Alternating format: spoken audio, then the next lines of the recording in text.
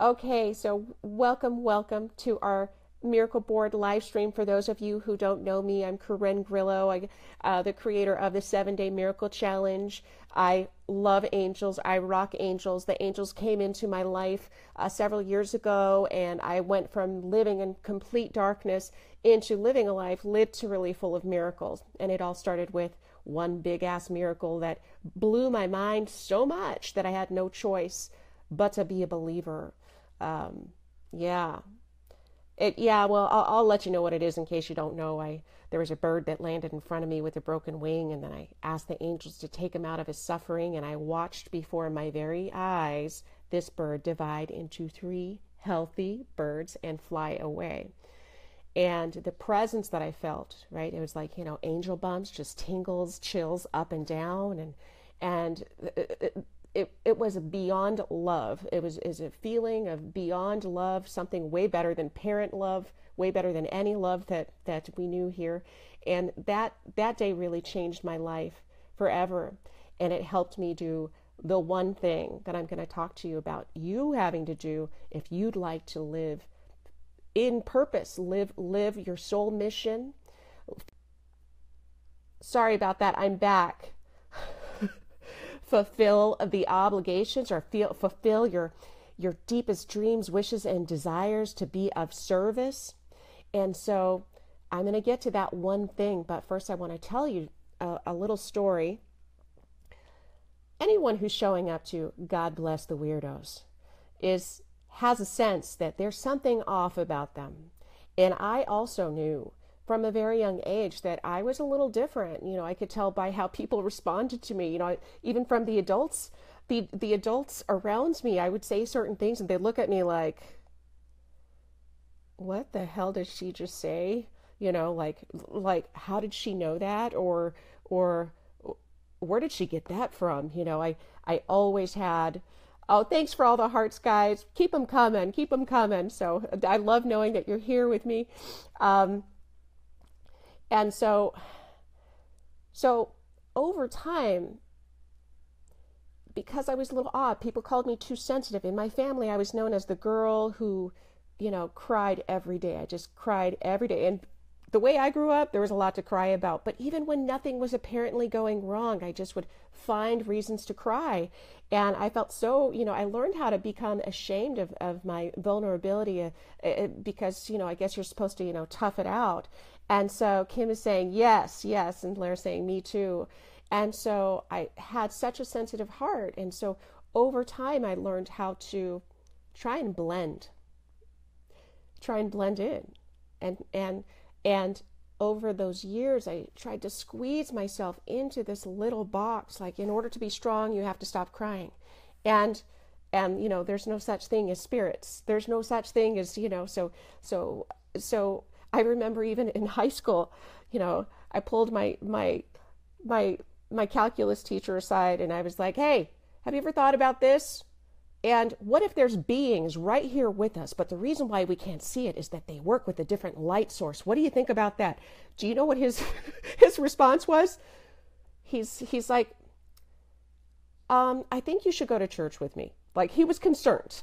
He was concerned I was like cut from the cloth of evil or something, And so he was apparently a born again Christian, and anything, like outside of Jesus was freaking him out, So I've always kind of been that kid or that person who's just like, hey, have you thought about this? And so I did my best to do the recipe, that recipe that they give you in life, like go to school, then go to college, then get married, then have children. And I found the more that I, go to school so you can get a good job. How about that one? And so that's what I did. I was like, okay, everyone else, okay, this is the formula. This is what I'm supposed to do. This is what I got to do to fit in. So I'm going to squeeze myself in a little box here. And luckily I was good in school. Like I did well academically. So I was able to at least pull that off. But always on the inside, there was something stirring. And it was miserable. I was, suffering because I was not being who I am. I learned to have deep shame about who I was and to hide my secrets. So my secrets were like, I always read spiritual books. all the time. I had like a stash. Really, my whole life, I started in junior high. No one else was doing that. But that was like my secret pleasure. My secret pleasure. And so yeah, I'm loving all your comments, guys. Thanks. Keep them coming. Thanks for the hearts, everybody. And so anyways, those of us who know that we're different, those of us who have a sense we don't totally belong here, or we could be born into the wrong family. And let me know if that's you. Did you feel, do you have a sense you didn't quite belong here? You're like, dropped off and, left with, with these people. And so for those of us who do that, who walk like that, we suffer greatly, even if we're doing all the right things. So I did all the things, right? I got married, I got a degree, I got a badass career. By the way, I am a licensed psychotherapist. I was doing all the right stuff, but the more time went on, the more I suffered. The more I suffered. The marriage, great. I thought, okay, great, I finally arrived. Then I had kids. Great. I'm finally normal. I'm finally doing it. Taking them to mommy and me classes and doing all that. And the deeper I went, the more I suffered. And I didn't understand. I mean, I know I had a harsh life growing up, but here I was doing the formula that everyone tells us to do. And I suffered greatly. And then in my practice, I'm a marriage and family therapist. I saw how everyone else is suffering. And I was like, what is up with this formula? And if you guys haven't figured it out, that formula is complete and total bullshit, right? No one gets happier when your suffering doesn't go away just because you add a wife, a husband, kids, and a house to it. It only multiplies if you don't attend to something very important, if you don't own this one thing that I'm going to tell you. And so it wasn't until I did and I started to do this one thing that my life began to change, that the joy of life started opening up again, and that I began to attract a life that's full of actual love, not struggling for love, but love, wealth, and a life full of insane purpose. And so that one thing, what I started to do was I started waving my freak flag. I started owning what I knew. Again, this was much later in life. And I stopped being ashamed, and I stopped apologizing for what I knew. And so in the beginning, after all of these, I started walking the path of angels. And that miracle happened, and I had to learn everything I could about it. And I kept it all still to myself in the beginning because I knew people were going to think I was crazy. Oh, heaven forbid people think you're crazy. And so I kept it to myself. I even kept the damn miracle to myself because, again, let's point out, I am a licensed psychotherapist. So when you start talking about, hey, I saw a bird divide itself into 3. Hey, I feel all this energy moving up and down my body. You know what my friends would do? They would give me some antipsychotics, maybe put me in a hospital for a couple of days so I could rest. And so I kept it a secret. But when I started owning it and started talking to people about, hey, what do you think about angels? And I still had angel shame. It's what I call angel shame. I'm just like, yeah, I'm sorry. I got to talk to you about this because it's happening. Because I started feeling angels and I started getting messages for people. And I'm just like, hey, do you want to hear something? Yes or no? And so I started doing it. And then in my psychotherapy practice, I started doing it there too. And I was a battle. It was total battle. And I was like, what are all my colleagues going to think if they know that I'm talking about angels and doing weird work like energy work and delivering intuitive messages? Therapists don't do that, right? That's not how we're trained. And so I was afraid of losing the respect of my peers. But I did it anyways. Why? Because it worked. And it's because I know that that work was way more potent and powerful than 5 years of therapy combined. And so I owned my freak show. I owned my weirdness. And I started stepping out, separating myself from the pack. Imagine that. A life spent so hard fitting in with the pack, squeezing this shit in a tiny ass box. This does not belong in a box. And neither does that. You don't belong in that box either. Not if you're coming here. Not if you're watching this. So guess what started happening? I come out of the spiritual closet in my business, right? I'm in private practice and I'm like, okay, I know you want to talk about your childhood trauma, but I'd like to get rid of it. Can we just get rid of it with the help of the angels? And they're like, well, I don't see why not. I have been crying for 6 months straight. I'll try anything. And so I started doing it. And guess what happened? Then they tell their friends and they tell their family, oh my God, you have to see this lady. She's crazy. She's but crazy awesome, right? She's no typical therapist. Just go talk to her. I don't even want to tell you what it's about. Just go. And so I built a practice in lightning speed that was full of people that wanted my specific freak show, that wanted my brand of weirdness. And had I held it back from them, I would not have served anyone. And so this is my message to you. You have an obligation to share your specific brand of uniqueness, to share your specific medicine, to share what you know, and to not hold yourself back. That's not what this time is about. You've seen what's happening in the world, right? If you are different, do you know what that means? It means that you can make a difference. All the people in the boxers, they're just going to go with the fucking program. And we've all had enough of that shit. Am I wrong? And so, check it out. This is what happened with my colleagues.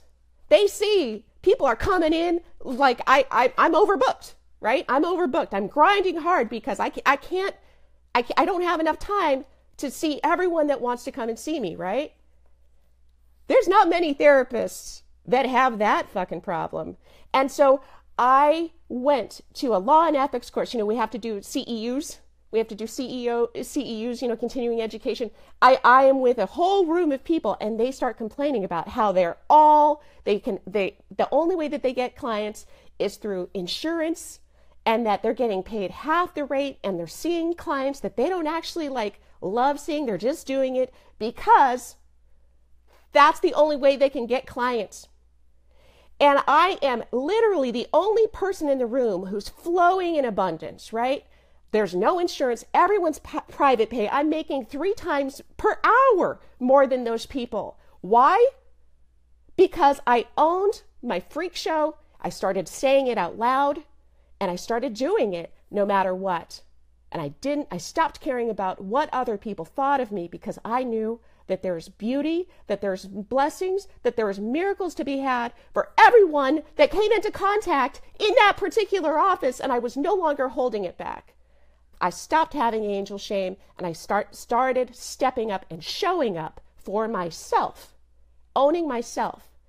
And let me tell you what a great sage once said. Your critics do not count. Their words will fade, but you won't. Justin Timberlake.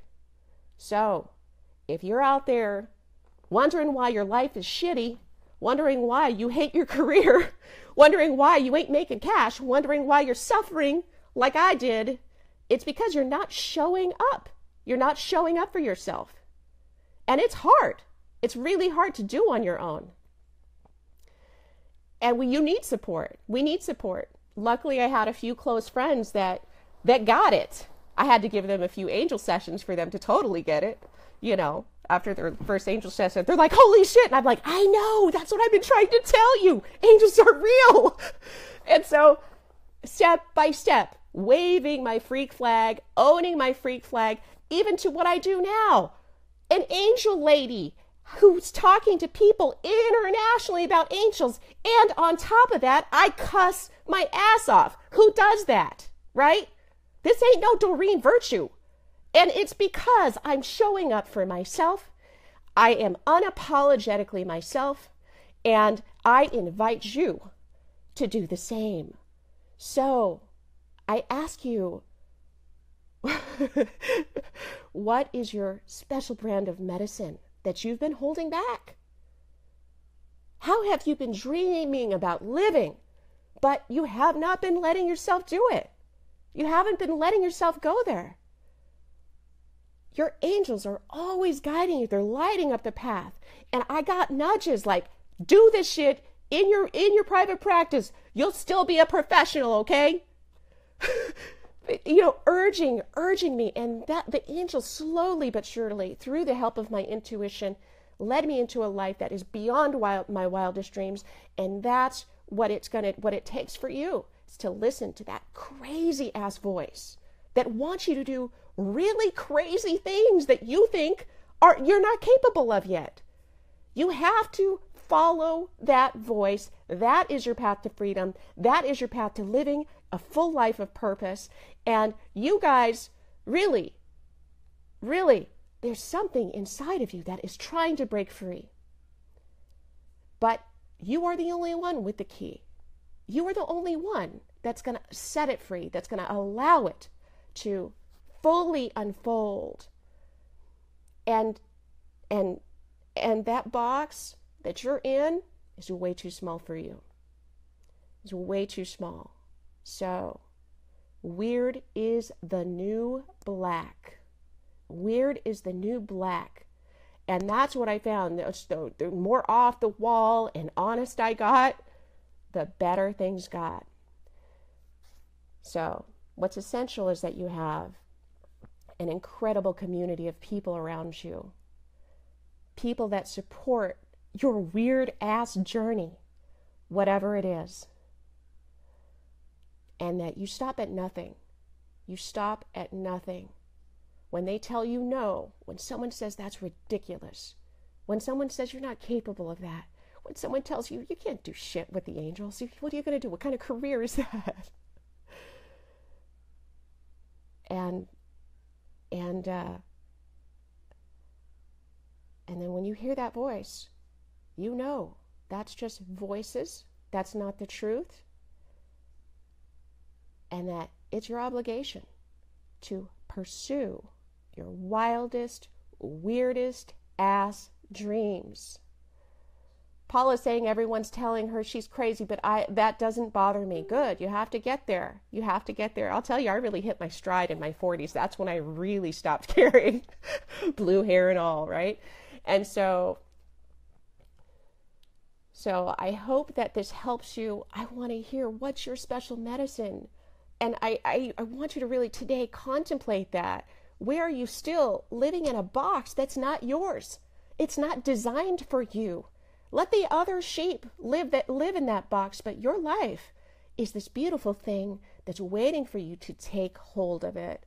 It's waiting for you to show up and start crafting and shifting and changing and creating this new avenue of beauty for people to see. And when you start doing that, you start inspiring others. Your weirdness inspires others to allow their weirdness to shine. So I hope you enjoyed today. I do. If you are in the process, by the way, if you are in the process of really stepping into your power, of going through a transformation and wanting to walk your own path, your unique path, I have a place for you that I'd like to invite you to. It's called the Inner Sanctum, and there are people just like you, from all over the world, that are supporting each other right now to start breaking free and start breaking out of the box. And it is our members congregation. Essentially, we gather together in the Inner Sanctum. And just so you know, the Inner Sanctum, what it means is the heart of the temple, the heart of the church. And so we've created and created the inner sanctum to support your mission, to support your craziest, wildest, freakiest dreams. And so in the inner sanctum, I send you every Sunday an angel healing meditation, and it's something to contemplate for the week. So it's a deep clearing to help you get rid of the blocks that are still trying to keep you on lockdown there, still trying to trick yourself into playing small. And so we send you one every morning so you can do deep connection with your intuition, with the divine, and really start rocking your life. Along with the inner sanctum, you get a 25% off all of the angel healings from my graduates. And so I have an Angel Alchemy board, Angel Alchemy Academy, and those graduates are bombastic light workers. They are highly intuitive, they deliver angel messages, and they can help support your path, support your journey by helping you detox from all that shit that's still telling you got to play small and you got to be blocked. Also, in the inner sanctum, I come on live like this, and you guys, I read your questions, I answer your questions, and we party. I do special trainings on energy healing or money magic or whatever it is that is the topic du jour. If you need a place to call home, if you're a little weird and you want to be surrounded by people who get you, I really humbly invite you to join us.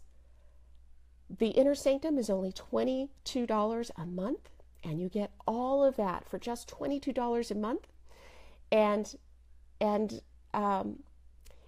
if you pay for a year up front, you get 2 months off, 2 months free. And with that $22 membership, the bounty keeps going. These are the inner core people, the core people that are deeply committed to their path, deeply committed to spirituality. And so if you need community the same way I did, because that shit was rough, then please do join us there. And it's going to be a serious party, and all it would take for you is $22. You can cancel at any time, but go check it out at theinnersanctumspace.com. And we will see you there, hopefully. And so, how did you guys like? Hi, Ruth. Hey, Ruth, how's it going? So again, you guys, wave your freak flag. Do not be shy. The planet doesn't have time for that shit. We don't have time. We need you awake, alive, and free, and in full party mode, rocking your serious party. And it would be an honor to participate in that and to watch and support your transformation. So I hope you enjoyed today. I hope to chat with you guys soon, and hope to see you in the inner sanctum. Wave that freak flag high. Bye, everybody. Bye, Ruth. Bye, Dawn. Angel Juju coming at you, everyone.